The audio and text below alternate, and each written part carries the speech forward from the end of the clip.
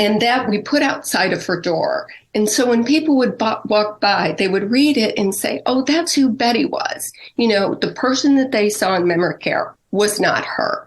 And we wanted to share who she was. So if the place doesn't do that for yourself, do that for others, do that for your loved one. Hey there, this is Jodi Clock and welcome to my podcast, I Woke Up Dead, Now What? In our conversations, we'll talk about real issues that everyday people face should they wake up dead without a life after death plan in place. Join me as we explore the how-tos on preparing for you or your loved one's passing without breaking the bank. And let's not forget about those pets too. Now, don't you fall asleep. Hey guys, and welcome to my podcast, I Woke Up Dead, Now What? And I couldn't be more excited of the two people we are going to visit with and have a conversation with today. We all have our family, and regardless, we love them unconditionally. But then we get to pick those people that we choose who have our heart and who are our family. And that's this brother and sister team, Chris and Lori. I grew up with them, and we have remained friends, for over 40 years and probably longer than that. Actually, it is longer than that. But Chris also is the co-author of my book, or our book, called It's Complicated. And Lori actually used this book and was one of the reasons Chris and I decided to take this to the next level. Chris Liebum, he's a lot of things, but he's been in the financial service industry and the insurance profession for almost 2 decades. Throughout the years, he's obtained his securities licenses, his Series 6, 6.3, and 6.5. He's a fully licensed insurance agent. His knowledge is attained through the education. And I could just go on, and there's a mouthful about that. I just want to say he has a lot of fancy numbers and letters behind his name, and he's the bomb diggity. And Lori Liebum Palmer spent her career, again, in the financial insurance profession, something all three of us have in common. Her career comprised of several years of Computer Science Corporation and CSC Logic as a market manager, financial services, where Lori was responsible for sales and market growth. Lori then migrated to the reinsurance brokerage market, spanning her executive responsibilities from product development, sales, and marketing. So, kids, say hello, and let's start with you, Lori, and then we're going to circle back to Chris. But Lori, welcome to the show. Hey, Jodi, great to be here. Sounds like some fun. Chris, in my very first podcast, I was bragging about you. So, you got a lot to live up to. That's easy to do. It is. So, Chris, why don't you just give a little background of how you and I got together to launch this book, It's Complicated? Well, a series of events through the past few years, one from after we lost, my father and, in-laws and, reaching way back when we lost our mother. A lot of things happened in those time frames there that, we just plain didn't know how to handle or reach out and learn more about, what we had to do and get done as far as dealing with, estate attorneys and funeral homes and, wills and things like that. And it became very important to us as I became executor of my father's estate and dealing with the lawyers involved there. Then during COVID, of course, all the financial advisors back then, we were all doing seminars in person, and then that had to change quickly. So we started doing webinars. The problem is everybody started doing the same webinar about Social Security or retirement planning, things like that. So I reached out to Jodi and said, hey, we need to do something different. We need to do our own thing so we can go out and do webinars and seminars on subjects that people need to know about and know more about, and to hear it from a non-sales pitch type presentation, to learn about Social Security, Medicare, Medicaid, final expense planning, funeral planning. There's so many things to learn about there and to have a plan for. All my clients I talk to, one of the things I always ask, even if they don't become a client, is do you have your papers in place, your will, your power of attorneys, things like that. Well, and it's surprising to see how many people don't have those. I'd say probably about 90% don't have them, or the ones that have are written when their kids are 3. Unfortunately, now the kids are 33. I'm sorry for jumping in. I just get so passionate. So, you can tee me up if you have to, but you touched on something, a couple of things, and then I'm sure Lori will jump in on this, is, you and Lori went through a bad 3 or 4 years. I mean, between your mom, oh my gosh, Betty, and then your in-laws, and then finally your dad. We had some interesting times, and they were teachable moments for me, and I am in the end of life realm. And I was so honored and humbled that when all that happened, you guys were reaching out to me, and you guys were all over different parts of the country, even out of the country. And, you were able to come together and honor each of those lives and help your wife, Chris, her name happens to be Lori as well, help Lori through it. And you're pretty experienced and seasoned compared to most. And so it was very important that things that you learned throughout this, or the conversations that I took for granted, we championed and got them out there so other people don't have to walk this journey kind of blindfolded. Lori, do you want to add to that? Well, what I would say is we were just so surprised, as my mom was healthy her entire life, no medications, no serious issues, and following her career, full career, and she decided to relocate from Michigan to Texas. And she decided, well, I'm going to work at a department store just to keep her occupied, purpose, and have routine. And I'm going to come back to those 3 words: occupied, purpose, and routine. And after she relocated and got settled in here, all was well. And then one day she decided she wanted to retire. Well, Chris and I looked at each other and we said, this is not good. Mom needs to keep busy. And that's when we noticed that she had begun a slippery slope. And that's why it was so surprising. We felt like we were one of the first that had a parent go through this, and that's why we reached out to our friend Jodi, thinking, okay, what do we do? Within 6 months, we just felt like it was time for us to make a call to Jodi, knowing she was the only one that we could think of that could help us through this unnavigated situation that we were faced with. Within, like I said, 6 months, we recognized it was time to put her in a safer environment surrounded by people, because she had lost her purpose, structure, and routine, and thought it would be better for her. So that's really when it hit us. Well, you just said something that I'm going to take away from you and give you credit for: purpose, structure, and routine. You stop using it and you stop, having that structure, you're in trouble. And I don't care how old you are. And so if you are slipping, the snowball effect can be devastating. So I want to thank you, because I'm going to shag those words and use those. Please do.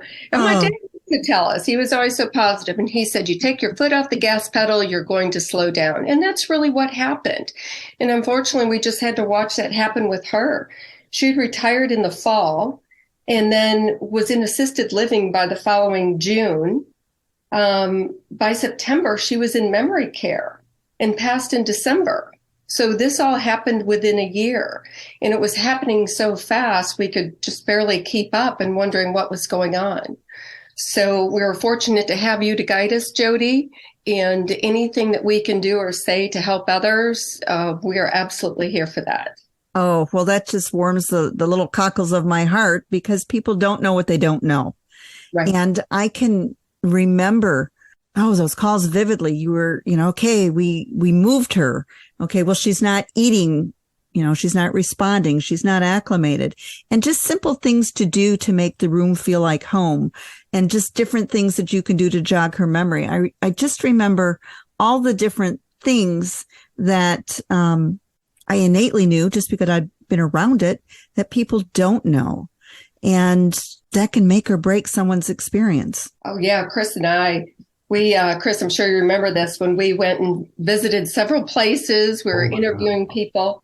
We were at one place that we walked into, and Chris looked at me and said, Lori, run. And we literally ran out of this place. It's like, we don't want to go on the tour. We need to get out of this place.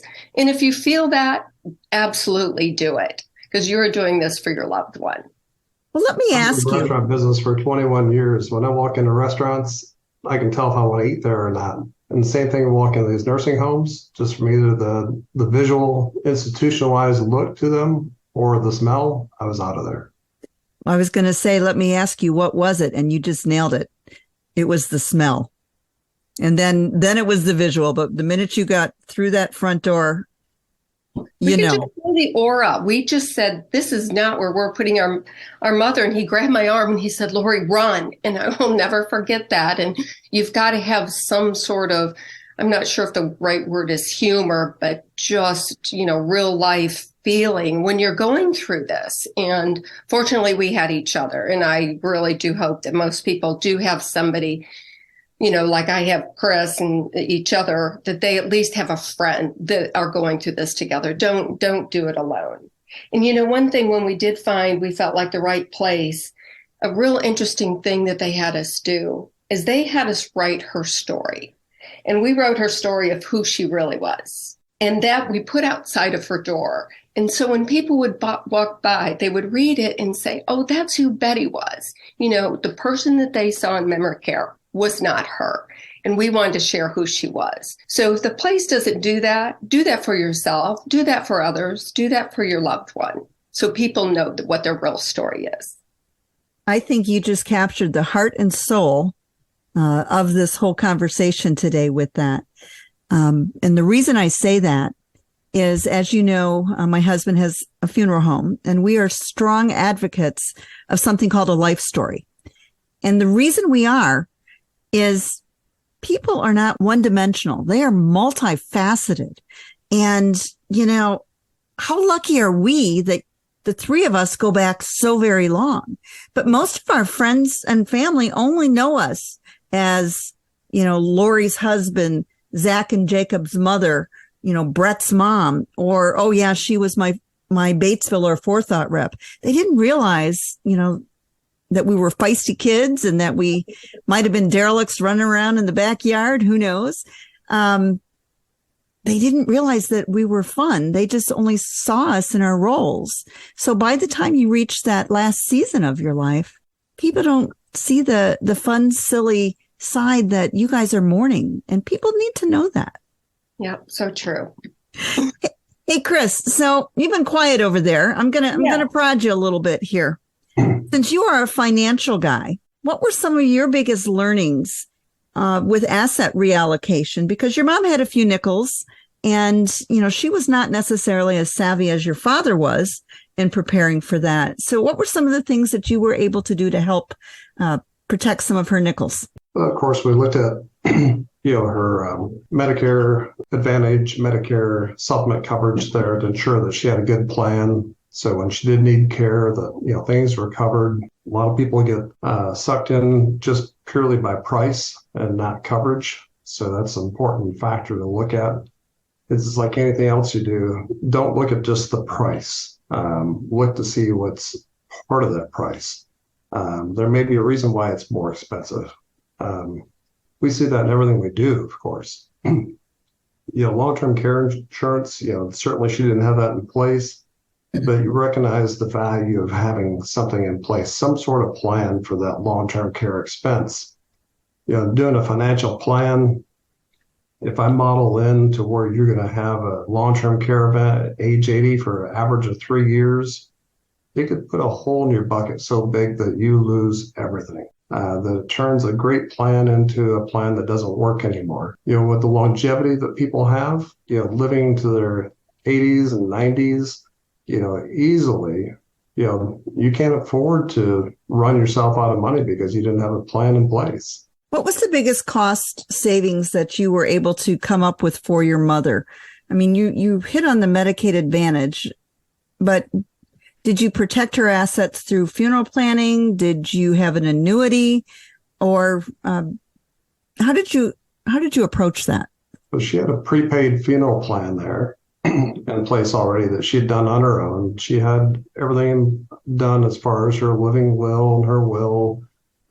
So that really helped because it provided guidance to follow. It's like a roadmap when you have something there. It's like you and I have discussed many times before, Jodi, about the family that shows up at the funeral home wanting everything, then you ask in a nice way, basically, who's paying for this and what did she want? So, and no one has the answers. And that's where, we can come in with our book that, it's complicated, the workbook you can download to get that completed. So everyone knows those answers. Everyone knows who's in charge. They know where the money's at. So, Chris, that's a great point that you brought up, is your mom did have a pre-planned funeral. And the important thing of a pre-planned funeral is actually three things. If you're looking for it as an investment, it is probably the worst financial investment you could ever make, but it is probably the best emotional investment you can make because, as you mentioned, use the word roadmap. It does leave a guide or a roadmap for your family. So that's important. And that can be written down in the family care plan. So if people do jump over to our website at jodyclock.com, you're going to see a family care plan. And as long as you just pop down at the bottom of the page, put your email in there, and no, we're not going to scam you and spam you with all that stuff. You can get a workbook to talk about and do an audit and an inventory of what you're going to need for end of life decisions. But finishing up on the funeral planning, I remember helping you very well. And I remember looking at your mother's funeral plan. And yes, she did have a funeral plan, and it was paid for many, many, many years ahead of time, which prices had almost tripled by that. So she did a very good thing from that behalf. The one thing that people don't think about is you can protect your assets through funeral planning. And what I mean by that is each state is different. The state of Michigan, where I happen to live, you can set aside an insurance up to $14,000-ish allocated and all the way up to 25 plus in a trust for a prepaid insurance. So that is a way to divest your funds. But the beauty of that is you can also do that for your spouse. You can do that for your children or grandchildren. So if you've got, let's just say, $100,000 and you don't care to leave that to your favorite charity, and you know that your adult children haven't made plans for their end of life care, that's a beautiful gift you can give them. And you don't necessarily have to pick the funeral plan, but you can set it aside for the funeral plan, knowing that those funds will be left and used at the time of their death.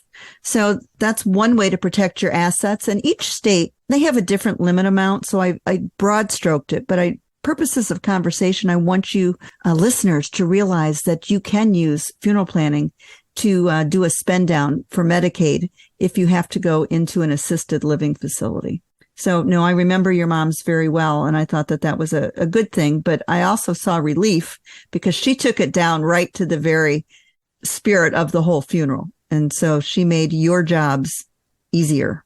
Well, and she did that because she dealt with my grandmother, my great uncle's estate. And that happened within a week for her. Then she was responsible for that as executor. And her experience over, 40 years ago is what put in play for her to create her documents, pay her for her funeral, and what she called her special envelope, which had notes to us, what to do, what to make sure that we understood what her wishes were. And that made it so much easier for us emotionally. And I just encourage people, as you are in your book, for others to do the same. It was the best gift that she gave us, and it gave us the time to mourn. So from the position of your book and to people that are reading it and doing the preparation, please do it. I experienced it, fortunately, from my mom, and what the two of you have written for others. You are giving a gift. So I would be remiss to say, Lori and Chris, if you woke up dead today, would Cliff and or Lori have a roadmap to follow and know where to go to take care of your plans? Oh, yes. Oh, yes. And Chris knows where my envelope is. Oh, well, you guys gave the right answer. Boom. Gold star. Hey, we're going to get towards the end of this, but I want to just ask each of you, if there is one takeaway for our listeners, what would it be for you, Chris? What would you want them to walk away knowing? So take the time to download the workbook, go through the workbook and start your completion of that, to put that with your valuable papers, such as your will, your power of attorneys, and your life insurance. and have them in one place, and make sure someone else knows where they are. So not just your spouse, but somebody else, perhaps a family or a friend, that they know where all your valuable and important papers are, just in case something was to happen. And Lori, what is the one takeaway you want our listeners to know? Oh, well, Chris said it all. We're on the same playbook here, so I agree with him 100%. Well, and I'm supporting both of you. And the one thing that I do want to stress, Chris, you said make sure someone else besides your spouse knows. That is so important because something could happen to the two of you simultaneously, and then you'd be in real trouble. So not that I want to be the queen of doom and gloom. I just always want to make sure that we've always got a plan A and a plan B. And I want to thank both of you, not only for being in my world, but for sharing just a little bit about how cool you guys are. Because now, we're all part of the Cool Kids Club with our listeners. And so, Chris, you have quite the insurance-based following. Where can our listeners, if they have any questions, if they want to have just a one-on-one with you, where can they find you? Well, they can find me on LinkedIn. Would be the best place right now. All my information is there, contact information, or call me directly. They can go to your website, Jodi, and do the contact page there. But yeah, certainly just go to LinkedIn and look me up. All righty. So listen, I want to thank everyone for sharing a little bit of their day with us. And I'm really glad you didn't wake up dead today. Hey, if you're hearing this message, you've listened to the entire episode. And for that, I want to thank you. And I am so glad you didn't wake up dead today. Please jump over to jodiclock.com and download your free copy of my family care plan.